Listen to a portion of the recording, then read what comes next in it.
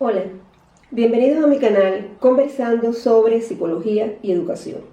Soy Viviana Lázara González Maura, doctora en psicología especializada en el área educativa. Hoy continuamos conversando sobre valores y educación. En el último vídeo comenzamos el análisis de la segunda parte de mi último libro, Educar en Valores en la Universidad, ¿para qué y cómo? En este caso, esta segunda parte corresponde a la parte metodológica, los aspectos metodológicos de la educación en valores, el cómo vamos a educar en valores en la universidad. Y comenzamos por el capítulo 3, que aborda las técnicas para el diagnóstico de los valores morales como reguladores de la conducta del estudiante en el desempeño profesional. Comenzamos entonces comentando las técnicas individuales y nos detuvimos en la composición y las frases a completar como técnicas de carácter abierto que permiten la libre expresión del estudiante sobre temas que le sugerimos en la composición. En el caso de la composición, mi futura profesión, el profesional responsable. Y en el caso de las frases a completar, también con frases que inducen contenidos particulares y contenidos generales respecto a la profesión y a los valores morales tal y como se expresan en el desempeño profesional. Estas técnicas abiertas tienen la ventaja de que permiten explorar los diferentes indicadores que nos pueden dar cuenta de la importancia y de la existencia de los valores morales como reguladores de la conducta del estudiante en el desempeño profesional. Pero ese carácter abierto tiene la limitación de que no necesariamente se manifiestan todos estos indicadores. Y por eso es que nos auxiliamos de otras técnicas. Habíamos dicho que trabajamos un enfoque sistémico, donde llegamos a una conclusión diagnóstica a partir de la información que se recoge a través de diferentes técnicas. Hoy entonces nos vamos a detener en los cuestionarios, las situaciones de conflictos y los dilemas morales. Los cuestionarios, como todos conocemos, son técnicas recogidas de datos a través de preguntas. En este caso, las preguntas pueden ser directas, indirectas, abiertas, cerradas, y nos permiten explorar de manera específica algunos indicadores que posiblemente no hayan salido o no se hayan podido expresar en la composición o en el completamiento de frases. Por ejemplo, digamos que preguntas tales como ¿cómo definirías el valor responsabilidad profesional? Aquí estamos en una pregunta directa que intenta explorar el conocimiento que tiene el estudiante de la significación social del valor responsabilidad profesional y del sentido que pueda tener para él. Otra pregunta pudiera ser, ¿cómo caracterizarías a un profesional responsable? Estas son ejemplos de preguntas que son directas pero tienen un carácter abierto. El estudiante puede expresar libremente sus ideas respecto a esas preguntas. En otro ejemplo, vemos preguntas que exploran otro indicador que también es importante dentro del componente cognitivo, que es el autoconocimiento y la autocrítica del estudiante con relación a los valores morales. En este caso estábamos haciendo referencia al valor responsabilidad. Y podemos utilizar preguntas cerradas o mixtas. Por ejemplo, ¿consideras que eres un estudiante universitario responsable? Es una pregunta cerrada, en tanto el estudiante responde sí, no o no sé. Pero se sugiere que se le añada un por qué. Porque de esta manera ya la pregunta es una pregunta mixta porque combina una pregunta cerrada con una abierta, y esto permite que el estudiante pueda dar argumentos de por qué él considera que él es responsable o no. Y otro ejemplo puede ser la siguiente pregunta: ¿crees posible mejorar tu responsabilidad en la práctica profesional? En este caso son preguntas reales que hemos trabajado en cuestionarios que se han aplicado en investigaciones y asesorías que hemos desarrollado en distintas universidades. En este caso eran estudiantes que estaban ya en la práctica profesional. Decíamos, ¿crees posible mejorar tu responsabilidad en la práctica profesional? Sí, no, no sé. En caso afirmativo, ¿cómo? Y ahí nos daría la argumentación de si hay una perspectiva inmediata, que es otro indicador funcional, algún plan para lograr el mejoramiento de su responsabilidad profesional. Me estoy refiriendo a aspectos que son esenciales en cuanto comentando aspectos esenciales de que nos pueden aportar a las diferentes técnicas, porque como les decía en el vídeo anterior, un estudio más detallado de las técnicas lo van a encontrar en el libro. Solamente estamos comentando aquellas preguntas, aquellos técnicas o aspectos de las técnicas que pueden ser de mayor utilidad, como en este caso decíamos de los cuestionarios que nos permiten explorar a través de preguntas directas sobre indicadores específicos que vamos a trabajar o que vamos a tener en cuenta en esa exploración para hacer un diagnóstico de cómo esos valores están regulando la conducta profesional. Tenemos entonces también las situaciones de conflicto moral. Situaciones de conflicto moral también, además, independientemente de que es una técnica abierta, que también es indirecta, porque el estudiante no conoce exactamente cuál es la intención de la pregunta, como es el caso de la pregunta directa, si conoces o qué cosa es la responsabilidad del profesional. Aquí se va a hacer un análisis a partir de una situación de conflicto moral que se le presenta al estudiante y él tiene que hacer una valoración y buscar posibles soluciones a ese conflicto moral. Por tanto, es una técnica abierta y es indirecta. Es importante que a través de estas técnicas de situaciones de conflicto moral se puedan explorar indicadores específicos, como decíamos, en este caso, la evaluación de juicios morales. Es decir, ahí podemos evaluar el juicio moral que va a hacer el estudiante cuando va a dar su opinión sobre ese conflicto, sobre las posibles soluciones que se pudieran dar al conflicto en esa situación, y también indicadores de orden motivacional, digamos los sentimientos, las emociones morales, el tipo de motivación moral, que recuerden que la intrínseca es la que decíamos que es la valiosa, porque es la que permite conocer que existe una correspondencia entre el sentido personal y la significación social de ese valor, y también sobre la elaboración personal de los juicios en particular. Y otra idea que quiero destacar de las situaciones de conflicto moral es que se construyen a partir de situaciones de conflictos que pueden ser reales, o sea, que se conocen como situaciones que se han producido, situaciones de conflicto en el contexto de ese desempeño profesional. O sea, son contextualizadas. Ese era un factor que decíamos también que es importante en las técnicas, la contextualización. Por ejemplo, si vamos a hablar de situaciones de conflicto moral sobre la responsabilidad, cómo actuar de manera responsable, no es lo mismo cómo se manifiesta esa responsabilidad en la carrera de medicina o en el trabajo del ingeniero o de un profesor. Por tanto, se buscan entonces, se diseñan, se elaboran esas situaciones de conflicto moral a partir de tener en cuenta el contexto profesional y también las situaciones morales más comunes que se han podido encontrar en la práctica como tal. Veamos, por ejemplo, cómo aquí, como les decía, están situaciones de conflicto. Decíamos, aquí van a encontrar, bueno, la metodología, siempre se lo repito en detalle, yo me voy a referir solo a estos aspectos esenciales. Aquí se presenta una situación de conflicto en un estudiante, en estudiantes, o sea, que se le presentan a estudiantes de la licenciatura en educación, se están formando como profesores. Esta situación de conflicto primeramente tiene una instrucción. Bueno, se le dice, lee detenidamente la situación que se presenta a continuación y responde a las preguntas según tus opiniones. Trata de ser explícito y veraz. Aquí se presenta a través de una conversación entre dos estudiantes, profesores que son recién egresados, que están comentando sus problemas que presentan en la práctica profesional, y ahí se va a manifestar un conflicto moral. Son Alberto y Sofía.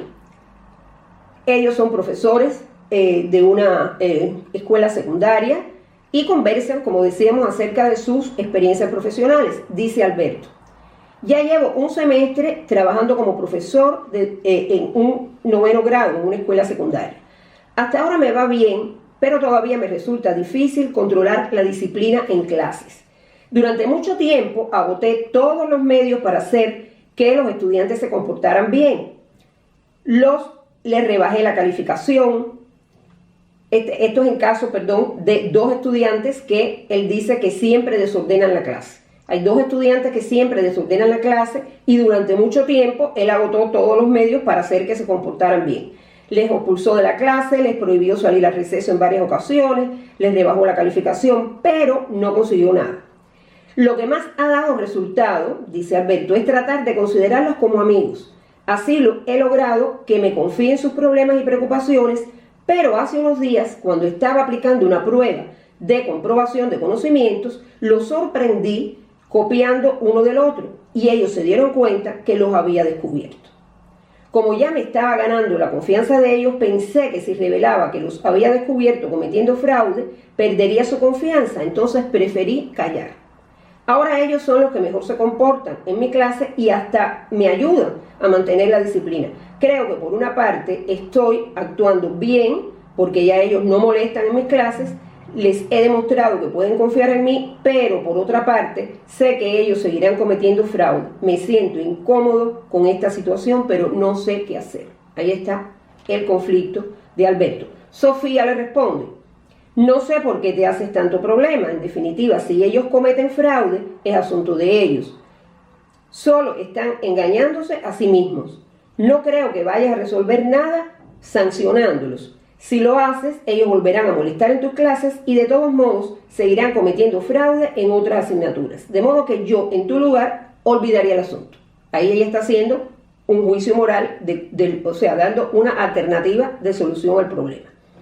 Se le plantean entonces 2 preguntas al estudiante. ¿Qué piensas acerca de la conversación de Alberto y Sofía? Y si estuvieras en lugar de Alberto, ¿qué decisión tomarías? O sea, en la primera pregunta, el estudiante tiene que hacer un juicio moral, que es uno de los indicadores, decíamos, del componente cognitivo. Y tiene que argumentar, si estuvieras en el lugar de Alberto, ¿qué decisión tomarías? Ahí estaríamos evaluando la postura autónoma, es decir, la solución que ella da a partir de la argumentación de cuál sería la mejor solución a este conflicto. Como ven, estas situaciones ya de conflicto moral ponen al estudiante en una situación que es muy parecida a la que ellos pueden encontrar en su práctica. Veamos un ejemplo de respuesta de un estudiante. Dice: yo pienso que Sofía adopta una actitud individualista. Solo piensa en resolver su problema, mantener la disciplina y olvida que en este caso ella es la profesora. O sea, ya ahí está, en este caso, el estudiante reflexionando acerca de la responsabilidad moral que tiene el profesor ante sus alumnos. O sea, el problema de Sofía, ella piensa solo en su problema, que es mantener la disciplina, y olvida que en este caso ella es la profesora. Un profesor no puede ser cómplice de un alumno, eso es inmoral. Además, ¿qué valores está ella mostrando a sus alumnos con esa actitud? Pues los demás alumnos se darán cuenta que ella está encubriendo a los otros. Pero además, esta situación, como dice ella, de una manera jocosa entre los estudiantes, tanta culpa tiene el que mata a la vaca como el que le aguanta las patas. Y en este caso, Alberto quedaría también como una persona deshonesta. Yo pienso que Alberto está actuando mal. No debe seguirlos encubriendo, no permitirles que cometan fraude, pero además pienso que debe hablar con ellos y demostrarles que él quiere ser su amigo. Pero amigo no es ser cómplice de cosas mal hechas. Él es el que te ayuda y te hace ver cuando estás equivocado cuál es el buen camino. O sea, se dan cuenta cómo en esta respuesta se ven diferentes indicadores, o sea, el juicio moral, la argumentación de ese juicio moral, la postura personal que ella asume ante esta la evaluación de esta conducta moral, y también cómo se relaciona con otros valores, la responsabilidad, por ejemplo, con la amistad, que la amistad no es ser cómplice de ningún estudiante. Y como vemos aquí, pueden aparecer diferentes respuestas, pero ya al ponerlos en una situación específica, esto de conflicto induce al estudiante a que pueda, si es que él tiene esos indicadores desarrollados, poderlos manifestar. La otra variante que encontramos de situaciones morales son los dilemas. Los dilemas morales ya son situaciones de conflicto moral, pero que no tienen una solución. Es decir, cualquier alternativa de solución es inmoral. Y el problema aquí no está en que resuelvan el dilema, porque no lo van a resolver, sino que el valor que tiene los dilemas morales es que ponen al estudiante en una situación donde obligatoriamente ellos tienen que manifestar los juicios morales, dar una argumentación de sus juicios morales y sobre todo mostrar, si es que lo tienen, la flexibilidad en la conducta moral.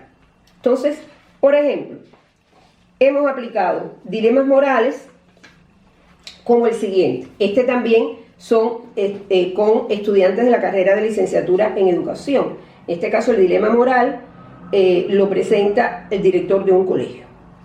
Dice así el dilema: el director de una escuela secundaria convoca a una reunión de profesores con el objetivo de escuchar opiniones que le ayudan a tomar una decisión respecto a la permanencia o no en el centro de Javier, un profesor de inglés que fue sorprendido por un grupo de sus estudiantes en relaciones amorosas públicas con una alumna de la escuela.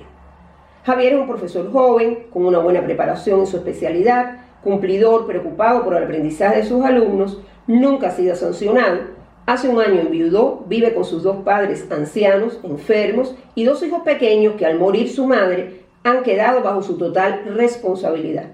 El director considera que la conducta de Javier es inmoral e impropia de un profesor, por lo que debe ser expulsado del centro. Pero por otra parte piensa que si Javier es expulsado del centro por conductas inmorales, difícilmente encuentre trabajo como profesor en otra escuela, y sus padres e hijos quedarían desamparados. Ahí está el dilema moral. La pregunta al estudiante sería: a tu juicio, ¿qué decisión debe tomar el director y por qué? O sea, esto nos llevaría a que el estudiante pueda dar los argumentos para justificar ese juicio moral y la flexibilidad de la conducta moral en la manera de buscar alternativas de solución a este dilema. Por ejemplo, como esto se ve en una respuesta de un estudiante. Dice el estudiante: yo pienso que el director debe pensar muy bien qué hacer. No es una situación fácil, la solución no puede ser tan simple, expulsarlo o no. Habría que hacer un análisis más profundo y en dependencia de ello entonces decidir. Por ejemplo, habría que ver las relaciones amorosas, si son relaciones basadas en el respeto mutuo, si realmente el profesor está enamorado del estudiante, si pretende casarse con ella, mantener una relación seria, estable, o si se trata de un simple pasatiempo. Habría que ver también cuál es la actitud del alumno.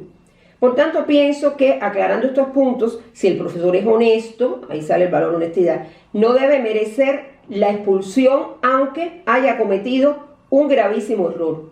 En ese caso, habría que pensar en una decisión que implicara una fuerte sanción para él, pero que no le afectara a su familia y que le dejara una puerta abierta para rectificar su error.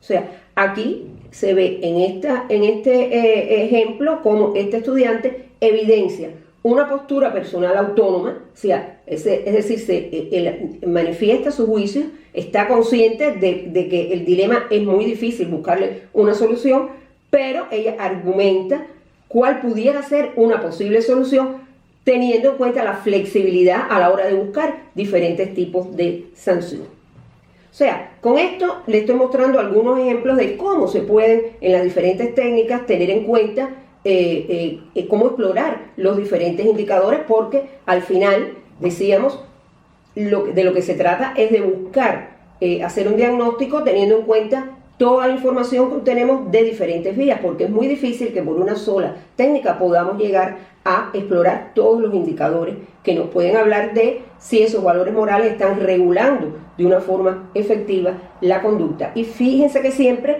son situaciones que están vinculadas con el desempeño profesional, porque es en el desempeño profesional que se van a mostrar estos valores morales como regulación de la conducta.